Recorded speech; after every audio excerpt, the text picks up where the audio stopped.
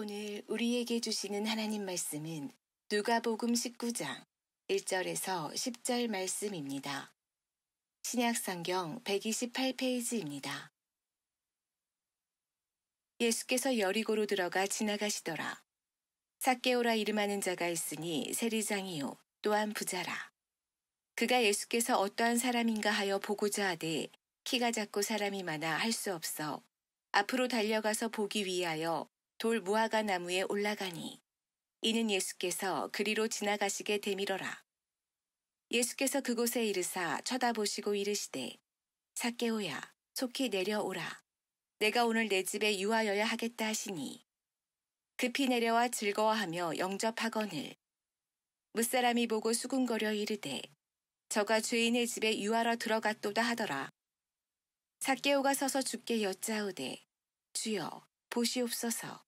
내 소유의 절반을 가난한 자들에게 주겠사오며 만일 누구의 것을 속여 빼앗은 일이 있으면 내 갑절이나 갚겠나이다. 예수께서 이르시되 오늘 구원이 이 집에 이르렀으니 이 사람도 아브라함의 자손이로다. 인자가 온 것은 잃어버린 자를 찾아 구원하려 함이니라. 아멘. 여러분, 오랜만에 지인을 만나면 이런 인사들을 하죠. 너 참 많이 변했구나, 뭐 이런 것들 말입니다. 그 말은 물론 내면의 변화를 말하기도 하지만 주로 외모나 목소리, 풍기는 이미지의 변화를 두고 말하는 것 같습니다. 그런데 세월의 흐름에 따라서 우리의 외모의 변화와는 달리 우리 사람의 내면, 성품, 태도 이런 부분들은 참 잘 바뀌지 않는 것 같습니다. 그러다 보니까 사람이 갑작스럽게 변하면 이렇게 말을 하면 너 죽을 때가 됐구나, 이렇게 말을 합니다. 여러분, 죽을 때가 됐다, 변하는 것을 보고 그렇게 말하고 그렇게 말하는 것이 사실이라면 오늘 본문에 등장하는 삭개오는 죽을 때가 된 게 맞습니다. 삭개오의 모습이 평소 사람들의 눈에 비치던 것과는 전혀 달라 보이기 때문입니다.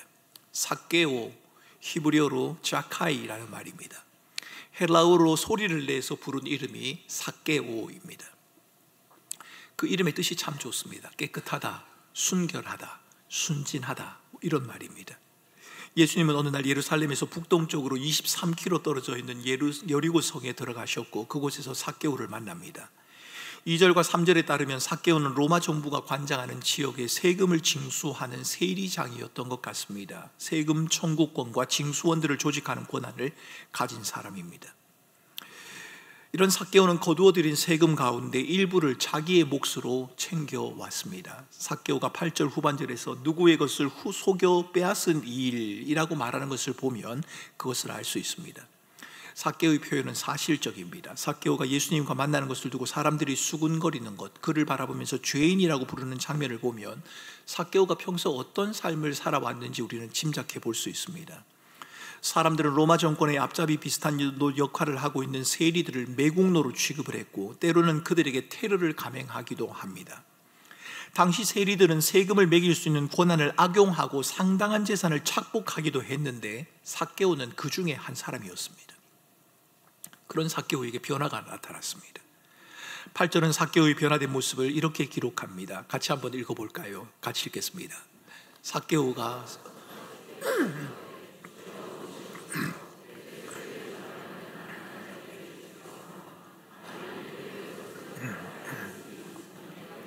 갑절이나 갚겠나이다.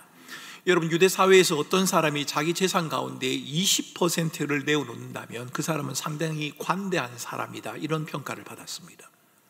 그런데 20%보다 더 많은 재산을 내어놓게 되면 사람들은 참 신중하지 못하다, 이렇게 말을 했습니다.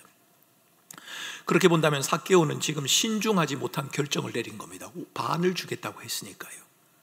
삭개오는 자신이 다른 사람을 속여 빼앗은 것에 대해서도 4배를 갚겠다고 말합니다. 좀 지나칩니다. 이것은 모세의 율법에 따르면 소나 양을 도둑질했을 때 그에 대한 배상에 해당됩니다. 엄청난 양이란 겁니다. 본문이 묘사하고 있는 삭개오의 고백은 지금까지 행해온 것과는 전혀 다른 모습이었습니다. 사람들은 삭개오의 이런 변화에 의문을 제기했을 것 같습니다. 삭개오가 평소 그런 사람이 아니었기 때문에 삭개오가 지금 말한 것을 또 미래에 행할 것 아닙니까? 지금 당장 그렇게 하는 것도 아니고 내가 앞으로 그렇게 하겠습니다 라는 것 아닙니까? 그러니 당연히 그 말에 대해서 의문을 제기했겠지요. 말로야 뭘 못하냐, 이렇게 말하는 사람도 있었을 것이고 지켜봐야 알지, 참 돈을 가지더니만 잘난 척하네, 이렇게 말하는 사람들도 있었을 겁니다. 삭개오가 그렇게 한다고? 어림도 없는 소리. 내가 삭개오를 겪어봐서 아는데 삭개오는 절대 그럴 사람이 아니야. 사람 그렇게 쉽게 바뀌는 거 아니야. 여러분, 이렇게 말하는 사람들도 있었을 겁니다. 사람들이 삭개오가 하는 말을 들었다면 아마도 그렇게 말했을 거라는 겁니다. 삭개오에 대한 사람들의 반응을 보여주는 7절 말씀은 저의 해석이 지나치지 않다는 사실을 보여줍니다. 7절은 이렇게 말하지요. 무사람이 보고 수군거려 이르되 저가 죄인의 집에 유하러 들어갔도다. 예수님 당시에는 두 부류의 사람을 죄인이라고 불렀습니다. 율법을 지키는 일에 실패한 사람, 그래서 다른 사람들에게 손가락질을 당하는 사람은 죄인입니다. 또 한 부류가 있습니다. 부도덕하거나 정직하지 못한 직업에 속한 사람입니다. 또 사람들이 혐오할 만한 거래에 개입된 사람들, 이런 사람들을 죄인이라고 불렀습니다. 살인자, 강도, 세리, 창녀, 고리대금업자, 내기 놀이꾼, 세금 징수원 같은 사람들이 죄인에 해당합니다. 사람을 분류해서 죄인으로 취급하는 것 좀 문제가 있지 않습니까? 하지만 더 심각한 문제는 유대교 전통을 가르치는 유대인들이, 교사들이 유대 사회에서 버림받은 사람들, 즉 죄인들은 회개할 기회조차 없다, 회개할 가능성이 없는 사람이다라고 가르친 것, 여러분, 이것은 더 심각한 문제였습니다. 그렇게 말하는 자기들은 죄인의 부류에 속하지 않는다고 생각한 것 당연하지요. 우리는 죄인이 아니야 라고 말입니다. 세상은 사람을 나름대로의 기준으로 가지고 분류하고 평가하는 경향이 있습니다. 부자와 가난한 자, 성공한 자와 실패한 자로 나눌 수도 있겠지요. 여러분, 케이크를 먹으면서도 사람을 나눌 수 있답니다. 귀찮아서 그냥 퍼먹는 사람, 정확하게 황금 비율로 잘라서 나눠 먹는 사람, 이렇게 나눈답니다. 피자를 먹을 때는 어떨까요? 피자를 맛있게 먹고 마지막 부분 엣지까지 깔끔하게 먹는 사람, 아니면 그분은 맛이 없다고 버리는 사람, 이렇게 나뉜답니다. 교인들도 나눌 수 있습니다. 여러분, 오해하지 마시기 바랍니다. 이것은 제가 여러분들을 나눈 게 아니고 어느 목사님이 나눠놓은 걸 제가 잠시 빌려온 겁니다. 누가 밀어줘야만 전진하는 달구지 교인이 있답니다. 절대 혼자 하진 않습니다. 누가 억지로 밀어줘야만 한답니다. 토닥거려줘야 만족하는 고양이 같은 교인이 있답니다. 어디로 튈지 모르는 럭비공 같은 교인도 있고요, 잔뜩 부풀어 언제 터질지 알 수 없는 풍선 같은 교인도 있답니다. 설교 시간에 점수 매기는 시험관 교인이 있다는데 제가 보기엔 상당수 있는 것 같습니다. 언제나 예수 잘 믿는 진짜 교인, 그렇게 분류할 수 있답니다. 분류와 나눔은 기준과 중심추를 어디에 두느냐에 따라서 달라질 수 있습니다. 돈을 기준을 삼고 돈에 중심추를 두게 되면 부자, 가난한 자로 나뉘겠지요. 힘의 중심을 두고 권력과 지위, 어느 만큼의 영향을 미칠 수 있느냐를 가지고 나누게 되면 강한 자, 약한 자, 혹은 갑과 을로 나눌 수도 있을 겁니다. 종교적인 열심과 율법, 전통이라는 기준의 중심추를 두고 그 사람을 분류하기 시작하면 오늘 본문처럼 죄인과 의인으로 나뉘게 되는 겁니다. 오늘 본문에서 삭개오를 죄인이라 칭하고 있는 사람들, 그 사람들은 사람을 나누고 있습니다.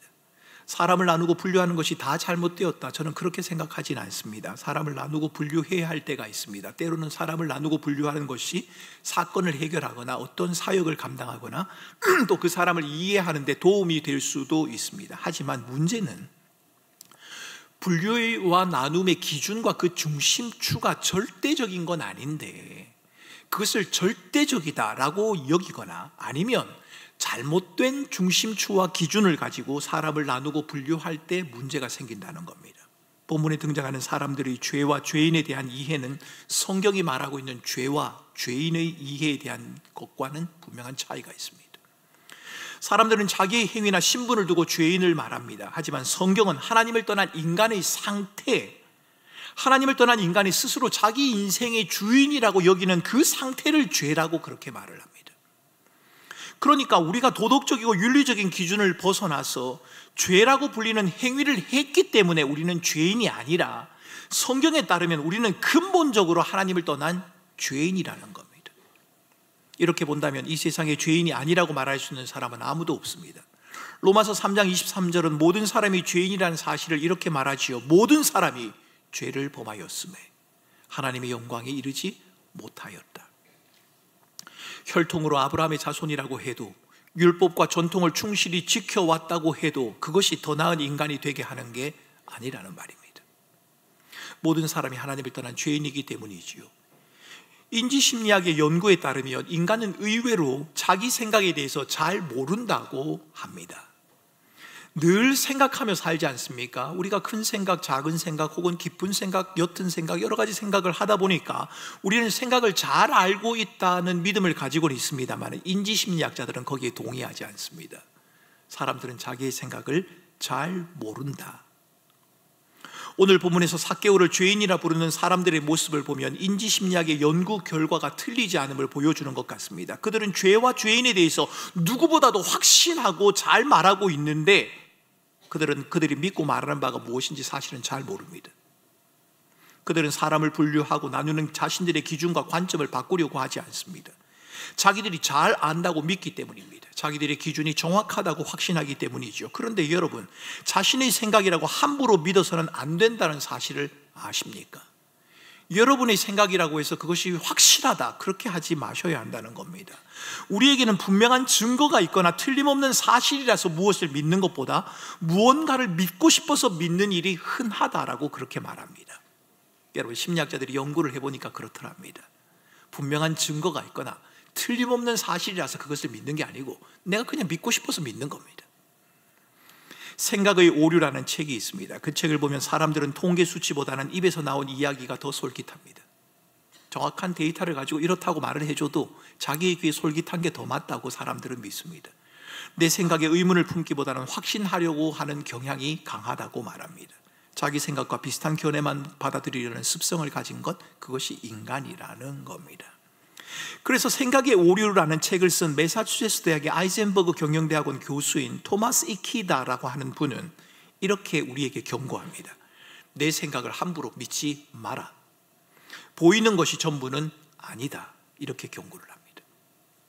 그러나 안타깝게도 삭개오를 죄인이라 칭하는 사람들, 예수와의 만남을 두고 수군거리는 사람들은 자기 생각과 믿음을 전혀 의심하려고 하지 않습니다. 삭개오와 예수님의 만남을 두고 수군거리는 사람들의 모습은 예수가 세리들과 죄인들과 더불어 식사하는 것에 대해서 투덜대고 있었던 바리새인들의 모습을 떠올리게 합니다. 사람들은 세리와 같은 자들은 죄인이며 구원에 이를 수 없다는 자, 구원에 이를 수 없다라고 하는 그 결론을 내리고 그 결론, 그 자기의 생각이 잘못되었을 수도 있다는 가능성을 조금도 인정하지 않습니다. 삭개오와 예수님의 만남을 두고 수군거리는 무리 중에는 율법에 익숙한 유대 지도자들도 있었을 겁니다. 그들은 율법의 규례를 따라서 행위의 변화를 열심히 추구해 왔습니다. 하지만 마음의 변화는 없습니다. 마음을 바꾸고 싶은 생각은 조금도 없습니다. 스스로 옳다고 믿으니까요. 변화를 보인 것은 오히려 삭개오입니다.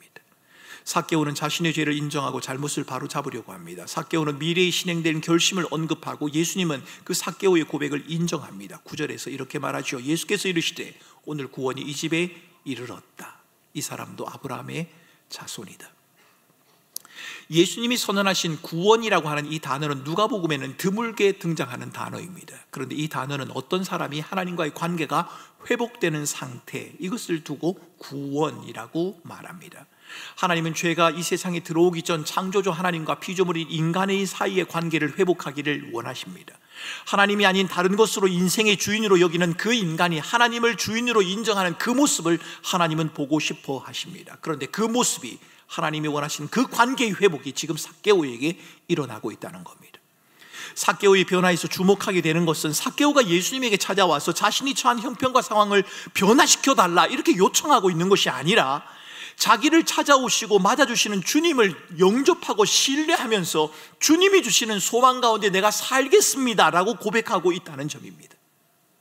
삭개오는 재물을 얻기 위해서 자신의 권력과 지위를 부당하게 사용한 사람 아닙니까?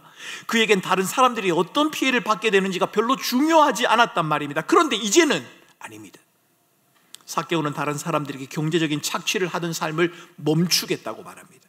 그들을 물질적으로 섬기는 삶을 살아가겠다라고 고백을 하고 있습니다. 착하게 살겠다는 게 아닙니다.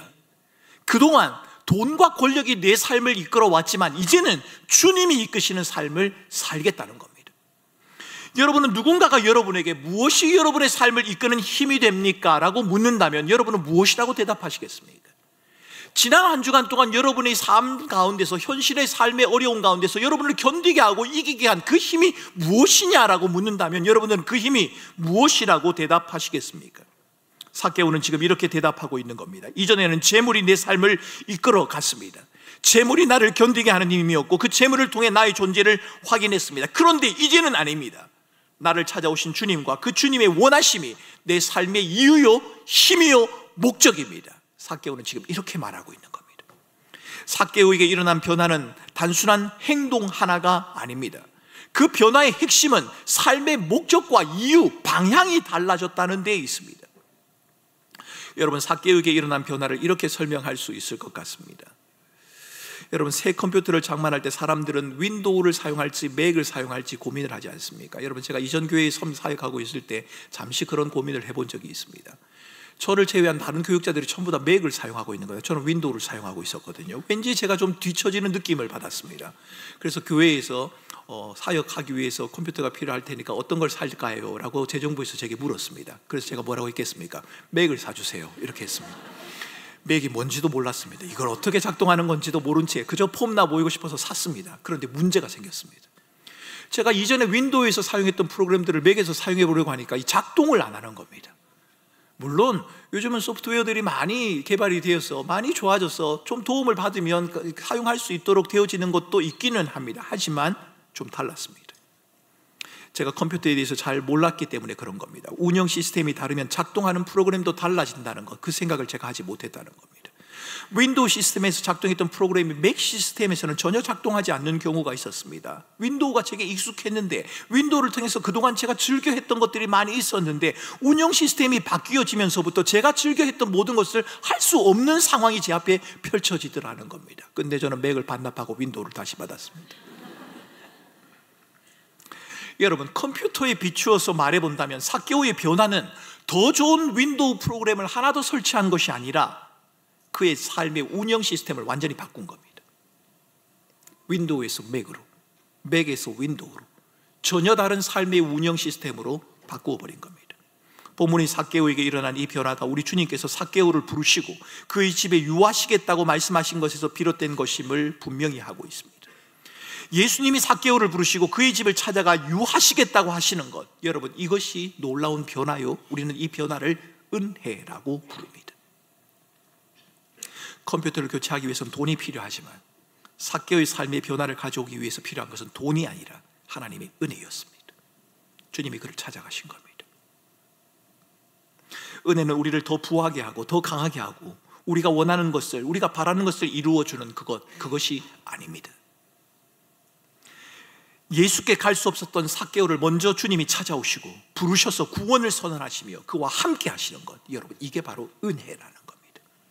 그럴 만한 자격이나 능력이 있어서가 아니라 자격 없는 우리, 죄와 죽음의 절망 앞에서 아무것도 할 수 없는 우리를 하나님께서 먼저 찾아주신 이 놀라운 사건, 이것을 위대한 변화라고 말하고 은혜라고 부르는 겁니다. 은혜를 경험하는 사람의 모습은 다를 수 있습니다. 삭개오처럼 예수님을 만나고 싶은 마음을 가졌지만 그 마음을 겉으로 선뜻 드러내지 못하는 그런 경우도 있을 것이고, 오늘 본문 앞에 등장하고 있는 눈먼 사람처럼 예수님을 찾을 강한 의지를 가진 사람들도 있을 겁니다. 여러분, 우리 가운데도 태어나면서부터 별 의심 없이 하나님을 믿어오신 분들 계시지 않습니까? 소위 말하는 모태신앙 말입니다. 그런 분도 계실 것이고, 하나님과 믿음에 대한 강한 갈망을 가지고 교회를 찾아주신 분들도 계실 겁니다. 내가 교회를 한번 가보리라, 하나님에 대해서 내가 한번 배워보리라, 이렇게 오신 분들도 계실 겁니다. 하나님에 대해서 전혀 관심이 없는데 아내 때문에, 남편 때문에, 아이 때문에, 부모님 때문에 억지로 지금 이 자리에 앉아있는 분들도 계실 겁니다. 억지로 앉아서 교회에 1년, 2년을 지내다 보니 어느덧 나도 모르게 하나님이 어떤 분인지를 알게 되고 그 하나님을 예배하는 자리에 서게 되는 그런 분들도 계실 거라는 겁니다. 여러분, 이처럼 은혜를 경험하는 모습은 다양합니다. 똑같지가 않습니다. 하지만 분명한 것은 인간이 의지를 가진다고 해서 능력의 한계를 넘어설 수 있는 것은 아닙니다. 여러분, 이 말이 좀 어려우십니까? 달리 말하면 인간은 무엇이건 자기 원함대로 바라고 할 수 있는 자유는 있습니다. 우리 마음대로 할 수 있는 자유가 있습니다. 그렇다고 해서 모든 것을 다 할 수 있는 것은 아니라는 겁니다. 우리가 가진 자유는 능력의 제한을 받습니다. 무엇이건 다 할 수 있는 능력이 우리에게는 없습니다. 여러분, 이것을 하나님과 인간의 만남에서 한번 적용을 해보겠습니다. 삭개오처럼 예수님을 알고 싶고 만나고 싶은 마음을 우리는 가질 수 있습니다. 그렇다고 그 원함이 우리를 하나님의 자녀가 되게 하는 것은 아닙니다. 그 원함이 있기 때문에 하나님의 자녀가 되는 것을 우리가 선택할 수 있는 것도 아닙니다. 하나님께서 우리를 택하시고 찾아오셔서 우리와의 관계를 먼저 시작해 주셔야 합니다. 주님이 우리를 먼저 찾아오셔야 하고 주님이 우리의 관계를 먼저 시작해 주셔야 합니다. 오늘 본문의 삭개오 사건이 그렇지 않습니까? 그런데 여러분, 안타깝게도 우리는 이 사실을 자주 잊어버립니다. 하나님과의 관계가 우리 자신에게서 시작된 것이 아니라 하나님으로부터 시작됐다고 하는 것, 하나님이 우리를 부르셨고 하나님이 우리를 찾아주셨다고 하는 이 사실을 우리는 너무 쉽게 자주 잊어버립니다. 하나님이 우리를 부르신 건데도 우리 안에 여전히 자기 의가 살아있어서 내가 한 거니까, 다른 사람과 비교하니까 자기가 조금 괜찮아 보이는 것 같아서 우리가 우쭐거리기도 하고, 아무렇지도 않게 남을 정죄하고 판단해서 상처를 주기도 하고 자기 행동을 합리화시키기도 합니다. 은혜를 말하면서도 아는 척하는 자기를 앞세워서 하나님 앞에 서초사서 자기 의를 드러내려고 하는 것이 바로 저와 여러분들의 모습이라는 겁니다. 여러분, 왜 이런 일이 생기는 겁니까? 믿음과 구원, 은혜의 출발이 하나님이라고 하는 사실을 우리가 잊어버리기 때문입니다.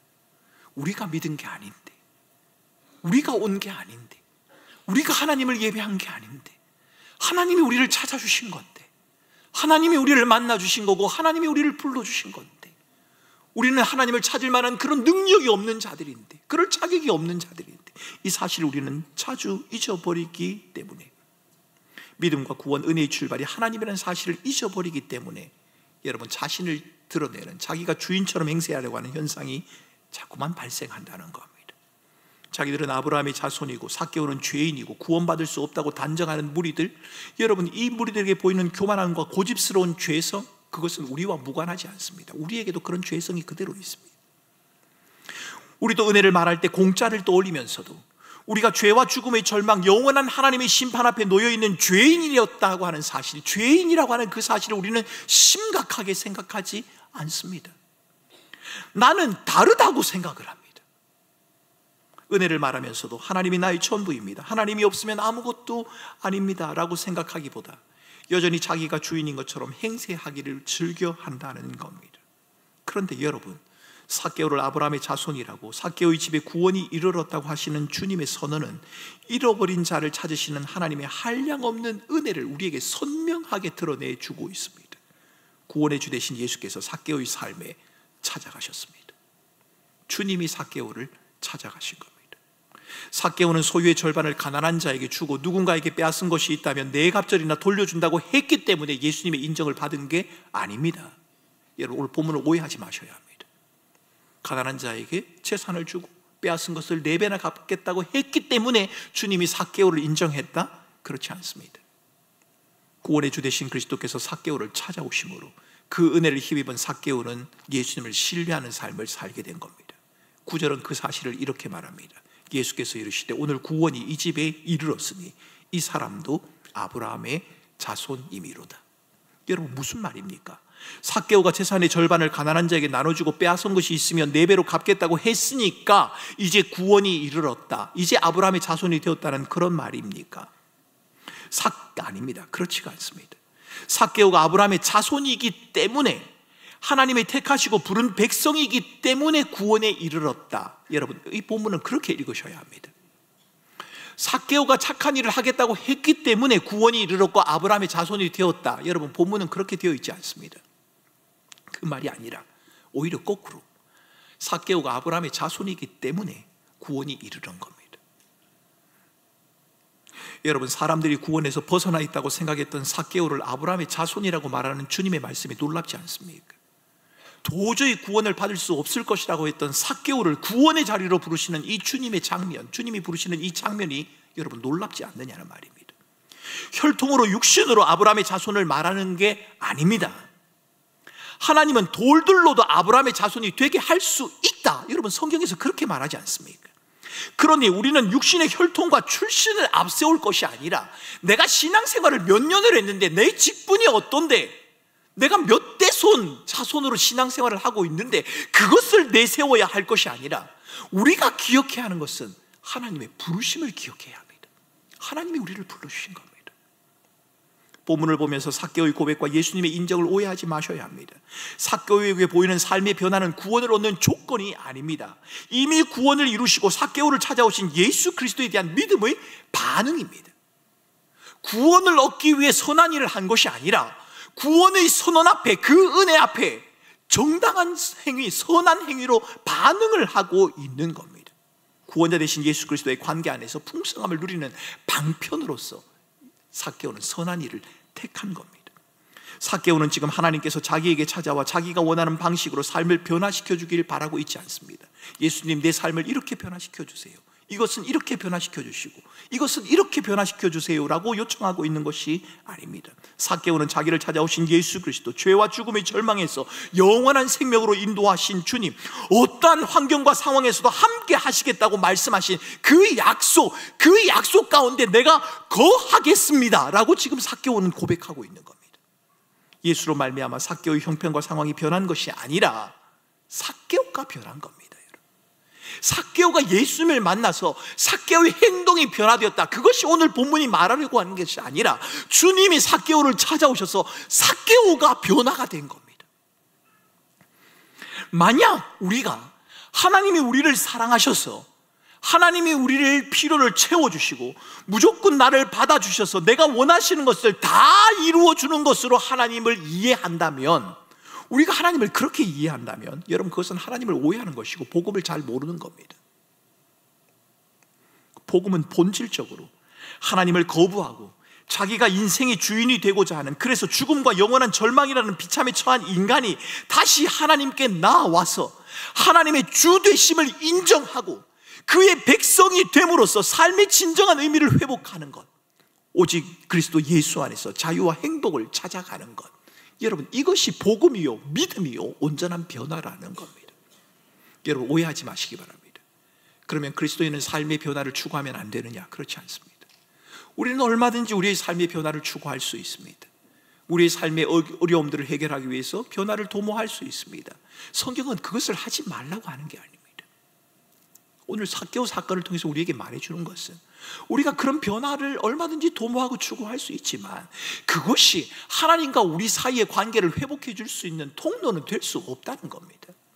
그것이 우리 인생의 궁극적인 삶의 목표는 될 수 없다는 겁니다. 그것이 우리의 삶을 견디게 하고 이기게 하는 힘은 될 수 없다는 것을 주님은 지금 우리에게 말씀하시는 겁니다.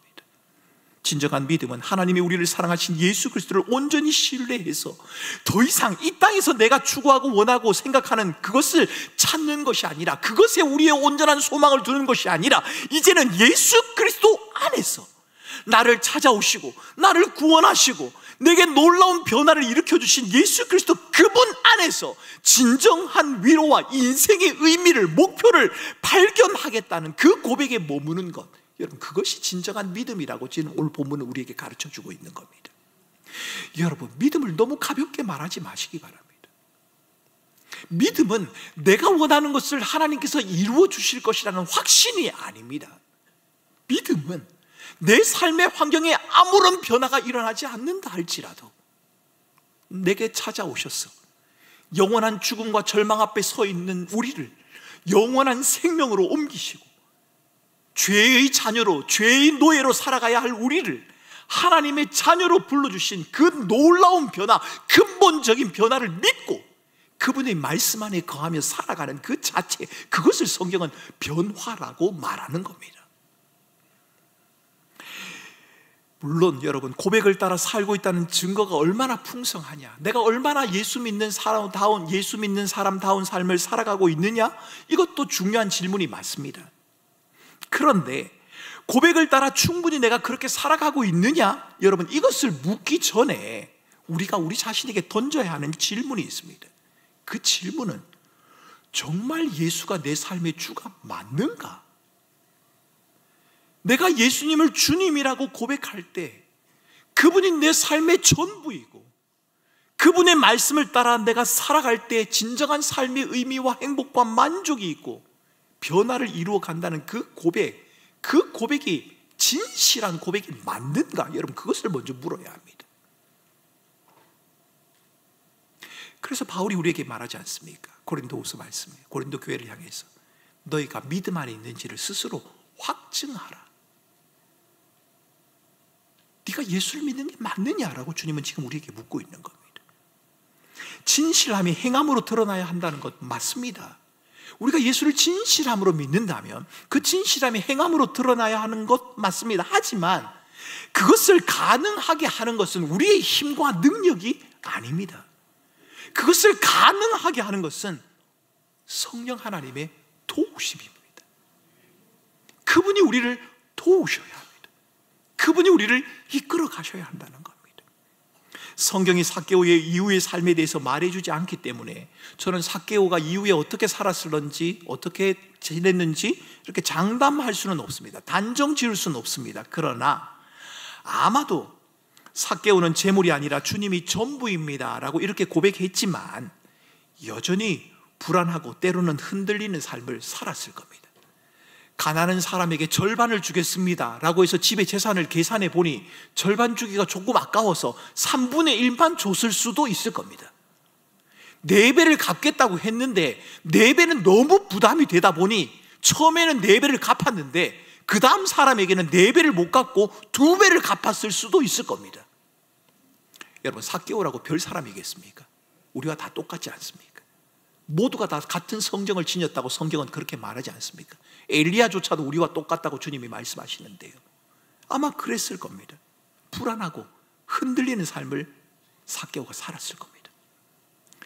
그런데 흔들림 중에도 예수님이 내 삶의 주인이라고 하는, 예수님이 내 삶의 구원자라고 하는 그 사실을 믿었기 때문에, 주님이 내 인생의 전부라고 하는 그 믿음을 가지고 있었기 때문에, 그 사실을 인정하고 받아들였기 때문에 그 믿음을 따라 살고 싶은 몸부림이 아마 삭개오에게는 있었을 겁니다. 오늘 본문을 통해 삭개오는 환경을 변화시켜 주실 주님을 향한 믿음보다 중요한 것이 있다고, 그것은 어떤 환경에서도 나와 동행하시는 주님을 신뢰하며 산 소망 가운데 살아가는 것이다. 여러분, 오늘 본문은 우리에게 그것을 가르쳐 주고 있습니다. 환경의 변화 괜찮습니다. 그런데 그것이 우리로 하여금 영생을 가지게 하지는 못할 겁니다. 우리에게 영생을 줄 수 있는 유일한 것은 예수 그리스도, 그분으로 인한 변화입니다. 저는 우리 성도들의 모든 삶이, 여러분들을 힘들게 하고 어렵게 하는 모든 것들이 다 변화되었으면 좋겠다, 그런 마음이 있긴 합니다. 그런데 반드시 그럴 것이다, 그렇게 장담할 수는 없습니다. 어떤 환경과 상황에서도 나와 동행하시는 주님을 신뢰하며 산소망 가운데 살아가는 것, 우리의 환경을 변화시켜 주실 하나님을 향한 믿음보다 그 하나님이 나와 함께 하신다, 그분이 내게 근본적인 삶의 변화를 가져왔다고 하는 사실을 붙드는 것, 여러분, 이것은 제가 여러분에게 자신 있게 말씀드릴 수 있습니다. 삭개오가 경험한 것은 돈과 권세, 살아가는 환경과 상황의 변화가 아니었습니다. 그에게 찾아온 것은 예수가 내 삶의 주인입니다 라고 하는 주권의 변화였습니다. 누가 내 삶을 다스리느냐? 예수 그리스도로 말미암아 우리에게 임한 하나님의 주권, 죄와 죽음의 절망 앞에 서 있는 우리를 버리지 않으시고 구원하시며 인도하시고 끝까지 지키실 것이라는 그 주권의 회복, 그 주권의 신실하심에 대한 인정과 신뢰, 여러분, 그 변화가 우리에게는 필요합니다. 여러분, 우리는 돈이 없어서, 몸이 아파서, 우리의 환경과 상황이 어려워서, 자녀들이 속을 썩여서, 부모님들이 내 기대에 못 미치기 때문에 내가 실망하고 낙심한다고 생각합니다. 그런데 여러분, 그렇지 않을 겁니다. 우리가 정말 실망하고 낙심하는 이유는 우리에게 주어진 근본적인 변화가 모르기 때문에 하는 실망일 겁니다. 삶의 조건과 환경의 변화가 아니라 하나님이 내 삶의 주인이라는 그 고백, 그 고백이 우리에게 다시 한번 확인될 수 있으면 좋겠습니다. 주권의 변화가 우리로 참게 하고 견디게 하고 고난과 핍박 중에서도 멈추지 않게 하는 이유가 되며 견디게 하는 힘이 된다고 하는 사실, 여러분, 우리가 그것을 성경을 통해 다시 한번 확인할 수 있으면 좋겠단 말입니다. 내가 오랫동안 그리스도의 주되심을 고백하고 의지하며 살아가는데도 잘 안 되고 별로 얻은 게 없습니다, 이렇게 말씀하고 싶은 분 계실 겁니다. 맞습니다. 그래도 우리는 예수 그리스도로 말미암아 우리에게 임한 하나님의 주권, 변함없는 하나님의 신실한 다스림과 인도하심을 붙들고 한 걸음 한 걸음을 살아가야 합니다. 왜 그렇게 해야 하냐고요? 우리는 내가 내 삶의 주인이 아니라 예수 그리스도가 내 삶의 주인이기 때문입니다. 바울이 갈라디아서에서 그렇게 말하지 않습니까? 내가 그리스도 예수와 함께 십자가에 못 박혀 죽었나니 이제는 내가 산 것이 아니요 내 안에 그리스도께서 사신 것이라.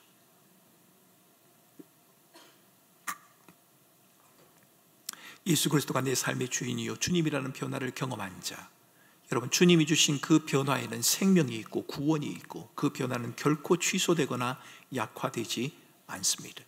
신자는 변화되는 세상 속에서 조건과 환경, 새로운 변화에 목숨을 걸고 그것을 기대하며 살아가는 자들이 아니라 우리에게 주신 변화를 기억하며 변화를 주신 그 주님의 은혜를 마음속에 간직하고 그 은혜를 힘입어 살아가는 자들, 여러분, 그 사람이 바로 그리스도인입니다. 환경과 상황의 변화를 기대하며 살아간다? 여러분, 믿지 않는 사람들도 다 그렇게 하는 건 아닙니까? 우리도 그렇게 할 수 있습니다. 그러나 그것이 우리의 궁극적인 삶의 목표는 아닙니다. 그것이 우리를 견디게 하는 것은 아닙니다. 우리를 하나님의 자녀 되게 하신, 영원한 심판에서 영원한 생명으로 옮기신 그 근본적인 변화, 그것이 우리에게 주어진, 우리를 견디게 하는 삶의 힘이요 의미라는 겁니다. 여러분, 쉽지 않을 겁니다. 또 잊어버릴 겁니다. 삶의 현장으로 가면 하나님이 우리를 부르셨다는 그 변화보다 우리의 삶의 다급한 환경과 상황의 변화가 더 급하게 여러분에게 현실적으로 와닿을 수도 있습니다. 괜찮습니다. 그런 가운데 흔들림을 경험할 수도 있지만 그때마다 우리에게 주어진 근본적인 변화를 기억하시기 바랍니다. 하나님이 우리를 찾아오셨습니다. 그리고 우리를 구원하셨습니다. 그리고 우리를 인도해 가십니다. 언제까지요? 장차 하나님의 나라가 임하는 그날까지, 장차 하나님의 나라가 임하여 온전한 변화가 주어질 때까지, 새로운 하늘과 새 땅이 임하고 하늘이 녹아져서 모든 것이 변하는 그날까지, 아니 그 전에 먼저 우리의 호흡이 멈추고 주님의 부르심을 받을 수도 있겠지요. 그때까지 주님은 우리의 걸음을 인도해 가실 것입니다. 주님이 우리에게 주신 변화를 잊지 마시기 바랍니다. 여러분의 삶이 좀 볼품없어 보여도 우리는 이미 근본적인 변화를 경험한 자들이고 그 변화 가운데 살아가는 자들입니다. 그 변화를 주신 예수 그리스도, 그분을 붙들고 그분이 내 삶의 주인 되심을 잊지 않고 이번 한 주간도 믿음으로 살아가는 우리 살아가는 주의 백성들 되시기를 주님의 이름으로 축원합니다.